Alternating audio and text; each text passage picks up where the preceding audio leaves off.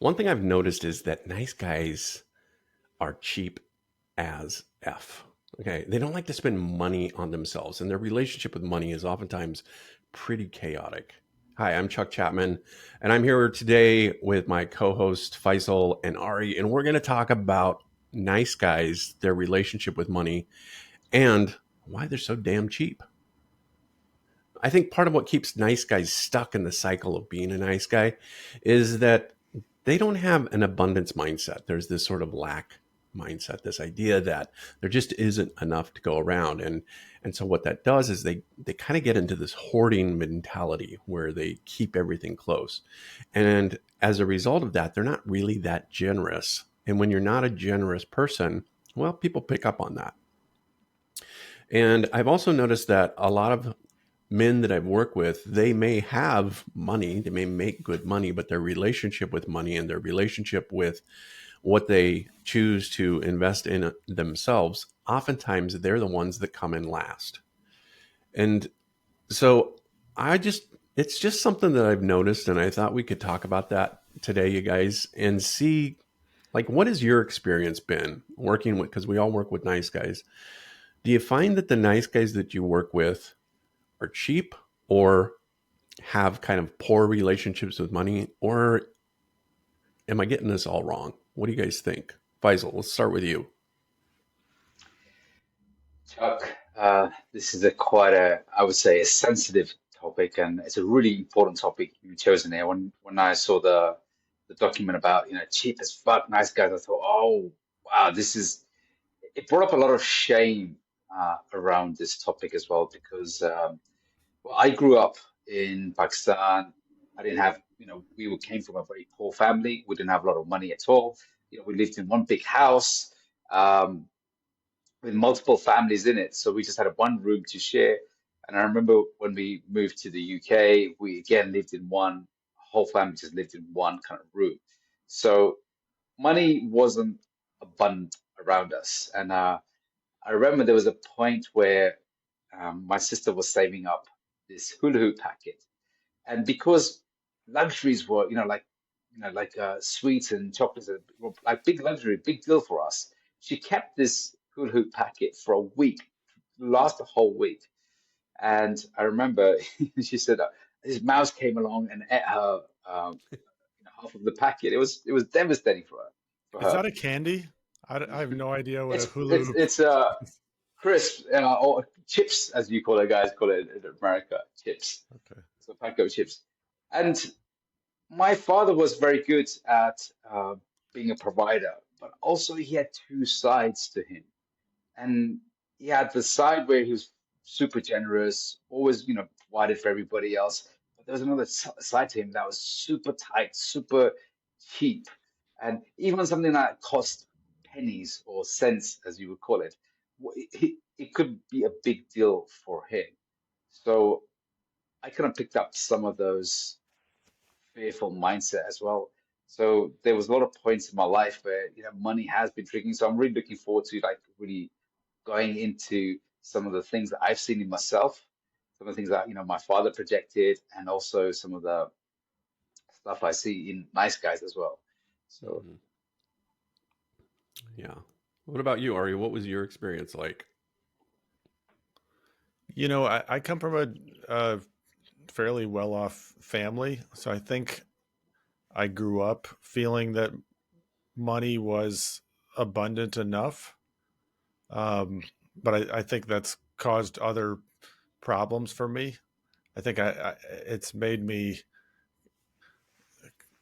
feel like there was always a backup from my Mm. parents in case of an emergency. So I have a little shame about saying that, but um, that's made me less careful with money. Sometimes spending too much. Um, so often not saving enough. So those are things that I've had to work on in myself. I don't think nice guys are across the board cheap. I think that can be part of what they deal with, but it can also be just it can be overspending. It can be spending on wasteful things, or things that fill them up in kind of a superficial way. It could be expensive clothes, could be expensive trips, but it doesn't really give them a rich life. So I think it's a mixed bag. I think nice guys shortchange themselves. So it might be in how they spend their money, but it also might be in how they spend their time and energy. That there's always some ways that they don't value themselves and don't put themselves first. To me, that's one of the common threads with nice guys. It isn't purely about money.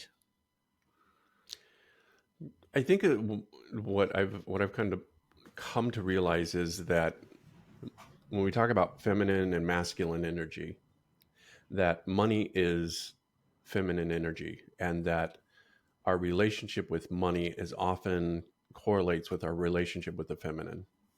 So if we feel like the feminine is elusive, or the feminine is scarce, or the feminine is chaotic, unmanageable, those kind of things, then we're going to have a similar kind of relationship with money.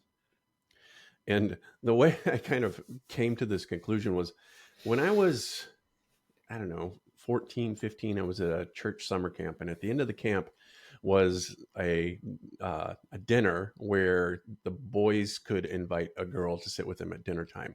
So this was like a big deal, and we all got dressed up and everything. Well, there's the girl that all week long I had been kind of like making eye contact with. Every time we'd walk by, I'd kind of look at her and she'd look at me. And all my friends were like, oh, she thinks you're cute and everything. And so it came to the night of this dinner, and I am so terrified of asking her because I'm terrified of rejection. I'm standing there, and it's literally all the kids have gone in, and it's just me and her standing there. And she's obviously just waiting for me to ask her. And finally, I'm like, you want to go eat with me? And it was such an anxiety provoking thing. A few years later, I'm in my 20s, and I'm standing at an ATM machine, and I'm having the exact same feeling. I wonder if I have enough money in my account. Like, this was back when you could withdraw like $5 at a time. And it's like, okay, I can either take out, $5 and clear out my account, or, do I, not do the thing I want to do. And it was kind of there that I started to realize that my relationship with money is feminine. And and and that's what I found with a lot of the nice guys that I work with, is that the cheapness isn't necessarily like they won't spend money, but it's that they have a relationship with money that's very much in line with their relationship with the feminine. So how they perceive the feminine is oftentimes how they perceive, or it might be, okay, I've got to lock her down, I've got to hoard her, I've got to keep her happy. So when I was thinking about this topic, that was kind of what was coming to mind for me. Um, I like how you, you just Chuck, how you described about hoarding as well. There's aspects to the nice guy I see is, with myself, and also, I saw this in, you know, men around me, in my culture as well, was it was the fact that we did have money, or enough money.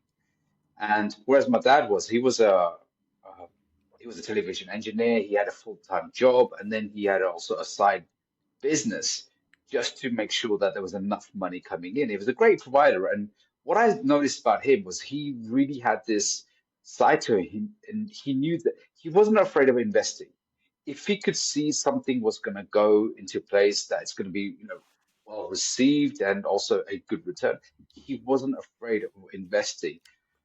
hmm, What I did notice about him and myself is the way have a link with money, the relationship I have with money is a very anxious relationship. It's a highly anxious relationship, and it's a cause for either a lot of pain or a lot of pleasure. And what I noticed was there's no in between. Even the smallest thing, even if it's for cents or penny, it's not the amount. It's the fact that it causes me pain. I mean, there's sometimes I'm thinking it's only a few pennies, but my psychological and my nervous system is having an adverse reaction to it. So I'm like, I completely shut down. I'm like, no, I don't want to do this. It may something like in a relationship, I could always shut down. We can always build walls to it. Or I'll be what I notice about myself and what I notice about like nice guys. They're either super tight or super generous, and it depends on where their nervous system is, and also are they validating something? Are they winning, trying to win someone's approval? If they're on a date, they're around with mates. You know what? Let me get this drink because you know what? If I get this drink, I'm gonna look good. I'm gonna be approved. I'm in my emotions. I'm like, what the hell? Let's just go with it. Or on the other spectrum, you want to spend what 10 cents on this? No, it's too much. Do you ever find that your nervous system plays a huge part? Your nervous system obviously beliefs, but plays a huge part where you are and how you spend money. As I listen to you talk about it, it's just making me think like I just have trouble setting boundaries around my spending. I mean, not where And I'm falling apart, but just smaller things like just like my son wants to order his favorite barbecue takeout, and it's just all that takeout adds up, and it's easy, and we've had a long day. I don't want to cook something, so it's just like I'm not setting good enough boundaries, which I think is part of that masculine being in your masculine energy, is being able to um, say no to yourself or kind of look at the big picture of your money each month. So following a budget has been a challenge for me. and And I think how are you with setting boundaries with women? well, that's what I was going to say. I think historically, I've had a lot of trouble setting boundaries with women. Hmm. Like when I look back at my marriage, I felt like I was willing to say yes because I was walking on eggshells, like we were talking about before. It's just like, what can I do to appease her or accommodate her? Um, so I wasn't really setting boundaries or checking in with myself, and so I'm realizing I think I do that to some extent with my son. Even it's hard to say no. So I'm still building those internal boundaries, I confess. Yeah. When No, I think Chuck, boundaries are huge. Chuck, when you asked that question about boundaries, I was just thinking about so Oris talked about boundaries, and what I came was I either I hold on too tight or I'm like completely let go. Hmm.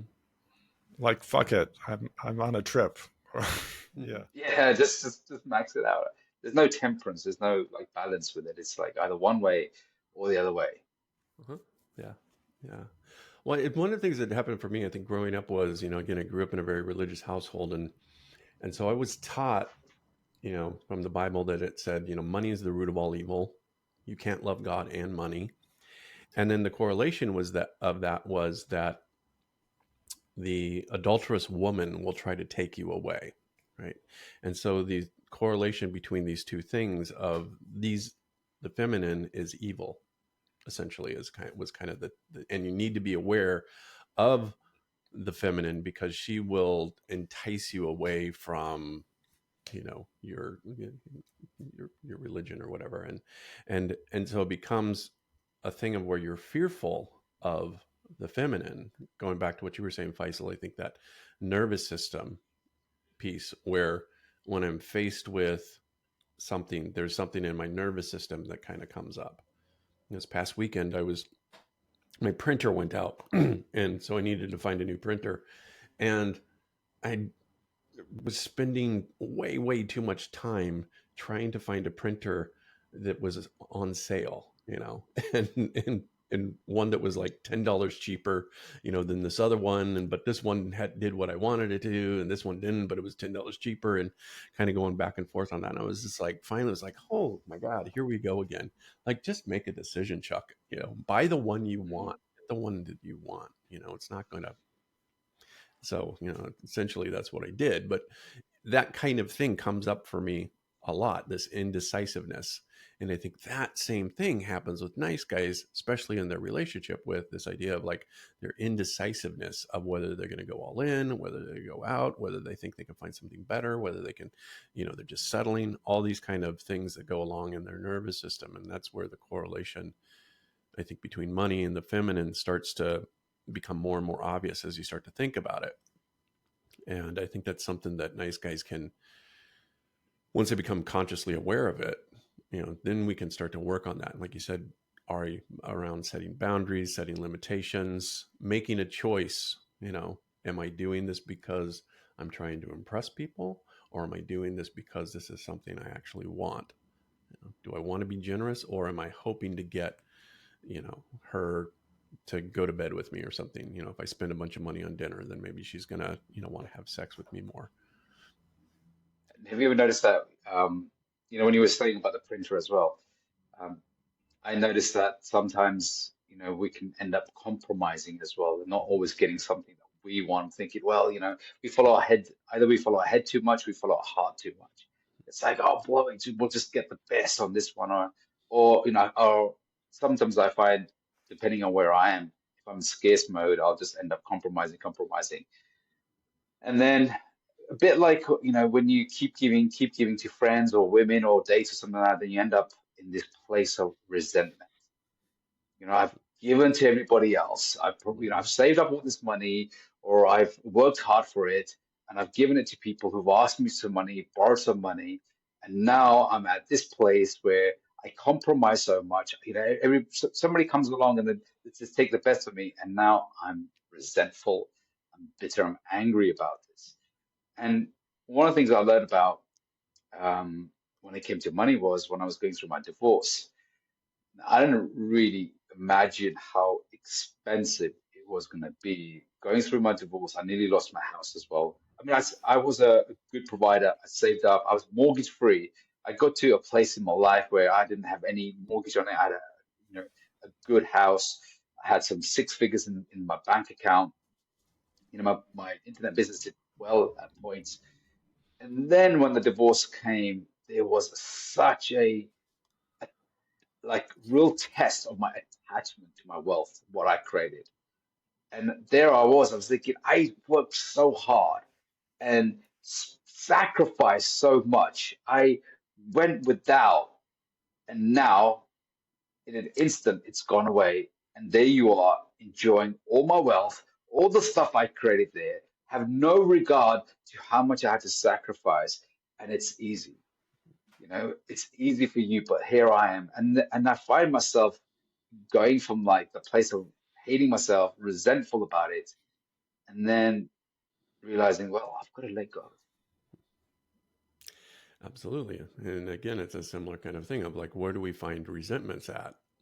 Okay? Our resentments as from the masculine are often towards the feminine. And so, I'm that idea that I'm, because again, it's the masculine. Part of the masculine is to give, right? And the feminine receives, and we're both masculine and feminine. But if I'm giving, and I don't feel appreciated for it, I feel taken advantage of. That's when the resentment starts to take place. And what we want from the feminine is validation. Oh, you're a good man. You're a good provider. You're good, you know. And when we don't receive that, then we start to get resentful.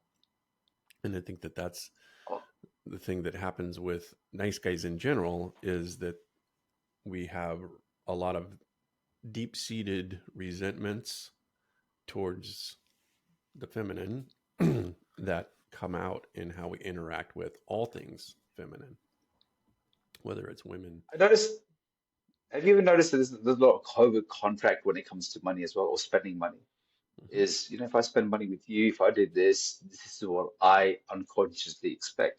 Mm-hmm. So I saw some of the cover contract was, if I pay for all of this, clear. I remember in my relationship, in the past when I cleared out a debt, I paid for the wedding, I paid for all of this. So therefore, because I put so much of my my kind of investment in this, emotionally, this is what I expect back. Mm-hmm. Like tied forever. That's it. So there was a lot of expectations, and I've done this. I remember this was like a couple of patterns where I used to buy things, and I'd have a covert contract around it. Whereas now it's like, if I'm going to do this, I say to myself is, if it doesn't work out the way I want it to work out, are you going to be okay with Mm-hmm. this? Are you going to be okay with the fact that, because a lot of guys will go on a date and say, I went on a date and I spent hundreds of pounds or dollars on this date, and I took her to this and I bought this, and now she doesn't want to see me. She just wants to friend zone me or reject me. She doesn't want to have sex. And that's the point of the covert contract that shows up. Is, Exactly. if you can spend this money, you're going to be okay with it if it doesn't turn out your way. Yeah, I definitely can see that in myself. I mean, I think, when I was married, I mean, most of the time, part of it she was working, but a lot of it she was in grad school, and I think,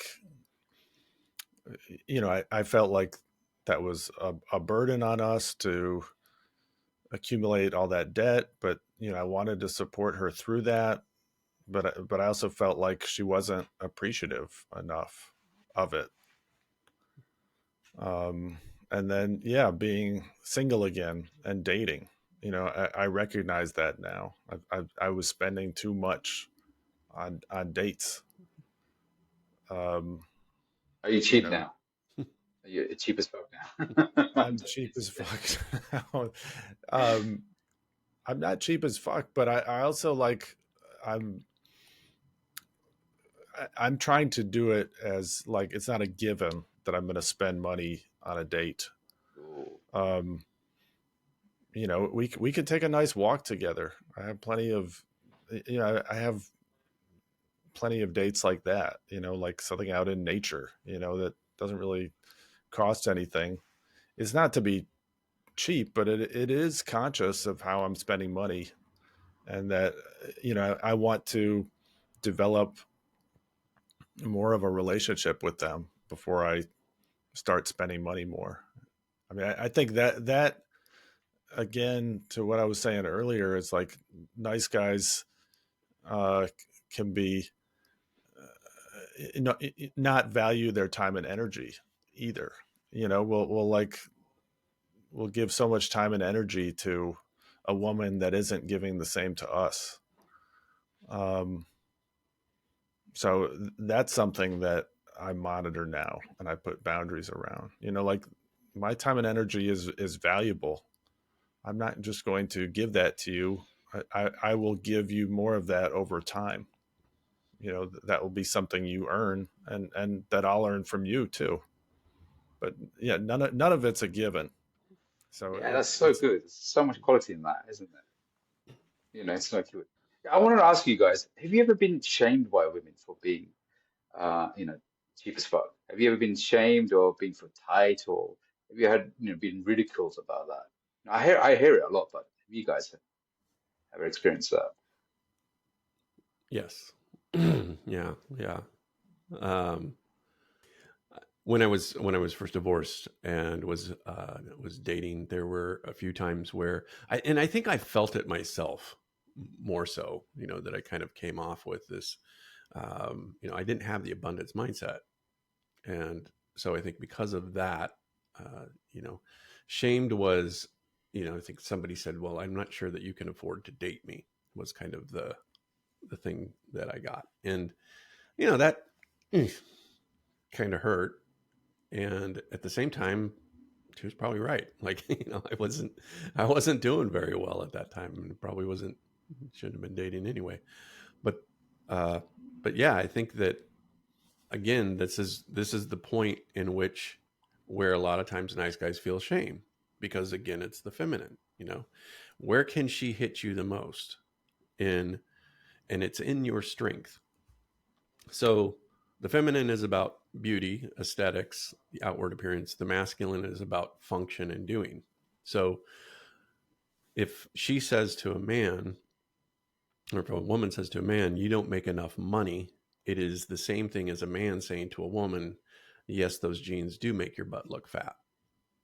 It's the same kind of hit, because if we attack her aesthetic or beauty, that hits her shame point, and if she attacks our strength, which is our ability to provide, that hits our point of.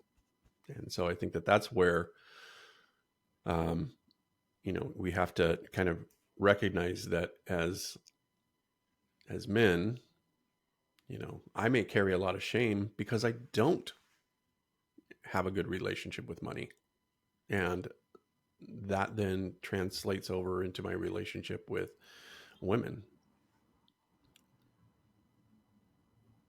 I Got you, remember, Ari. I was just going to say, I Go on, remember, Chuck. and I have story after story of this where nice guys I'm working with, and one guy comes to mind. I remember, and he was calling in because he was traveling, and he was and this guy had money, had lots of money, so money wasn't the issue here. But he said, yeah, the place I'm staying in, it's like this little cheap motel. It's like, there's like mold in the shower and the you know threadbare carpet and stuff, and it's like, but it's only $40 a night. And I was like, dude, if you were traveling with a woman, would you be staying in this same hotel? And he's like, hell no. I'm like, well, then why are you doing that for yourself? Why are you not treating? And I think in part that is where our internal masculine, and what Robert talks about, Dr. Glover talks about often, is husbanding our feminine.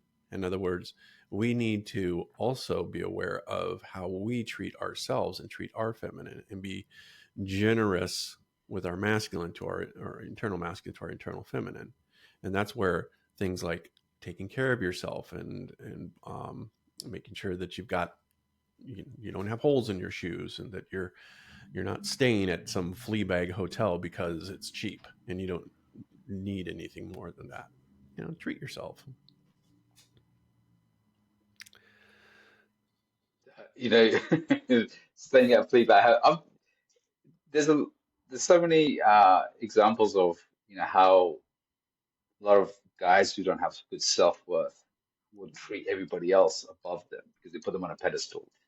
And for me, actually, I'm not worthy of a good place or something good. And I think that there's a lot of times this, transition that needs to happen is, even when we're buying clothes, I can spot myself trying to compromise. I'll just go for the basic. It doesn't really matter. And my heart is like, actually, this is pretty decent. This is quality, but internal, I call it like the inferiority complex, where you just feel like I'm not worthy of that one. And and you see that, and women do shame me, and I've had women shame me, and they call me like, oh, you're too tight, or you know, you're too stingy here, and yet in my head, what I'm doing is, yes, there is part of me that's very nervous about something, but also I'm learning that I'm being a good provider here. I'm being conscious about what is excess, what is unnecessary. Also, sometimes you go over the top about this, and I'm thinking, wow, if I just relax here, how would I approach this? And one of the things I realized was a real big kind of realization for me was when it came to spending, am I making a decision from a place of courage, or am I making a decision from a place of cowardice? Where am I coming from? Is it a place of cowardice, or is it a place of courage? Am I looking for approval? Am I looking for, avoiding pain, or am I avoiding what am I doing here? So it's just like you said, Chuck, and I really like this, is about becoming more conscious about the relationship you have with money, because it's not the actual money. It's just the fact that is there attachment going on? Is there nervousness, uh, nerves going on here? Money is a representation of something in your life. So it's a real good concept. Ari, actually, I wanted to get from you, have you ever been shamed about being, well, probably not being tight, because you're a generous overgiver spender, which is why my birthday is coming up soon. Have you ever been Um, shamed? oh, sure. I mean, my ex-wife definitely shamed me about not spending enough on clothes, or sometimes with tipping. I think I am a good tipper now, but I probably had to grow into that. Um, So I mean, in some cases, maybe the shame was a learning experience that I needed to actually listen to my feminine partner. Uh, I think it went overboard, certainly, but I've definitely been shamed. I feel shame like about my apartment. You know, I rent an apartment. Um, I feel like, oh, I'm 46. I should own a place right now, but it hasn't been my priority. I've been investing a lot in myself in other ways. But I recognize it is it's a shame point. And sometimes, like with dating, I wonder, like, well, this woman's making more than me, or she owns her own place. You know, um, can I date her, or is she going to see me as less than? And so that's something I've become conscious of, and also that's an opportunity for me to recognize my value. You know, that it goes beyond uh, what I'm earning right now. I mean, I make a pretty good living, but um, it goes beyond whether I own my own place right now. So it's not like it's a good time to buy in the market anyway, you know, so that's part of me being conscious. Um, so it's really looking at the whole picture and appreciating my own self-worth. I think that that's a take home. And not limiting my self-worth to just what I'm earning at the moment. Yeah, that's an interesting subject because I think again, like the idea of ownership would be more of a masculine kind of thing, you know, where like we've locked it down, we own it, it's ours, and there's a strength and security in that. And I think that that's also translates over into like that, you know, the income thing. I make enough money to like I own this. This is my house. This is my car. This is my, you know, this is my beach house. This is my, you know, investments. These are all things that we tend to, I think, from the masculine lock things down and own, and that when we don't feel that we measure up, you know, from that place of strength, right? And ownership again is also security, and I think one of the things that the feminine craves is our security. And so if I have ownership and security, then she's going to be attracted to that. If I don't, then she's not going to want to be with me, and it feels more like a weakness than a strength, where in reality renting an apartment, you know, is probably a strength for you given where you're at in life and the decisions that you're making. So I think that it's one of those sort of unconscious primal driven kind of things of wanting to have, you know, locked things down and so that they're ours and then we have something to protect. So what do you guys think about like some takeaways? What are some takeaways that you guys might take from our conversation today that other guys listening to this might also take away? I like what Ari said about um, investing in himself because his self-worth wasn't the fact that it wasn't about he has a house or not, but the fact that if you do go out with if you do date women who earn more than you, I've dated women who are multi-millionaires, earn a lot more than I did, have a lot more than I did, and I remember that real uncomfortable feeling until I had to get comfortable in my own skin. Because once I was comfortable in my own skin and just not realize that actually my value isn't because what I own is what I show up as and how I came up. And one of the things I realized was I invested a lot of money, like you guys as well. I invested a lot of money in my self-development and growth. That has been even just like I was thinking when I was writing for this podcast. I was going back in 2019. I spent nearly $20,000. All the money I was making, all the profit I was taking from my business, I was like, okay, I'm gonna spend it back, because I know that this is investment. This is the best return on investment because my mental health improves. When my mental health improves, I become more attractive. I feel strong inside. I become a better father, become a better lover, become a better person. And that to me is the most priceless thing because if my health is improving, my mental health is improving, my connections around me are improving. Because at the end of the day, when you have houses or beach house or whatever you have, you're not going to take that with you. So the only thing that you are going to take with you is those memories. So therefore, to me, investing in myself has been the most powerful thing and the best choices. I've never regretted it. Even when sometimes I have guys thinking, well, should I take this? Or, is this good course, or should I do this? I'm thinking, no matter what you have happens, you'll always have some deep learning from it if you take it. So that was my I love that. takeaways. That's a great point, and I think that as I was listening to you, I'm like kind of adding up in my head, like what did I spend on personal growth last year, and it's upwards about 25 grand. You know, that I am constantly investing in myself because I want to be the best version of myself. You know, and so I'm investing in my health, my wealth, my personal growth, and I think it's a really important thing to be able to invest money in yourself, whether that's by, hiring a coach, joining a tribe, creating, uh, joining a program, something along those lines. But that it's a real important thing that we do, that we grow. All right. What about you? Any Yeah, takeaways? All right. Oh, go ahead. well, I was just going to piggyback on both of you guys. So I just, this is one of the ways that the three of us are alike. We will all